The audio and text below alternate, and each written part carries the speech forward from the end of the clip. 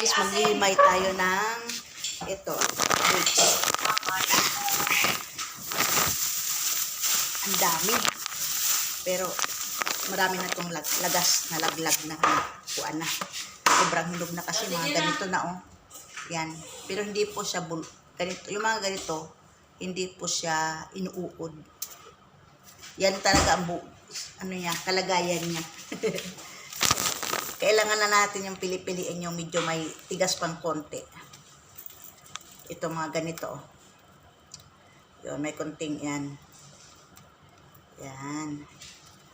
Kailangan natin itong piliin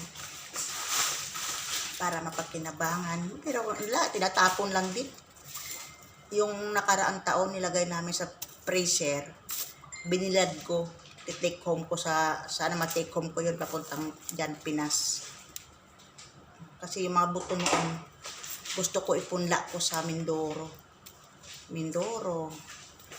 para magkaroon ng mga ganyan dyan sa atin. Sa Mindoro. Kinsa siya, nganong ginluip ka.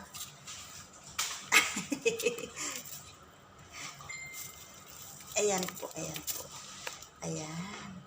Para siyang lansunis lang siya. Parang lansunis. Kaya lang kasi, hindi talaga siya lansunis. Ito po ay dates. Yan.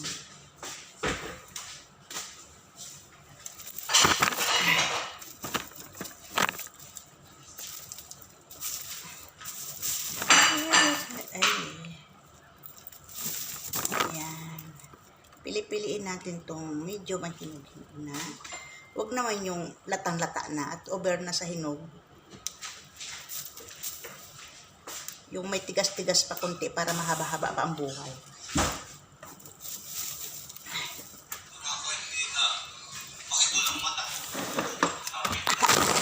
Ay, ang lagkit-lagkit pa naman po nito sa kamay. Napakalagkit kasi para siyang asukal. Sobrang tamis. Yan po, tuloy ko lang itong ginagawa ko na ito.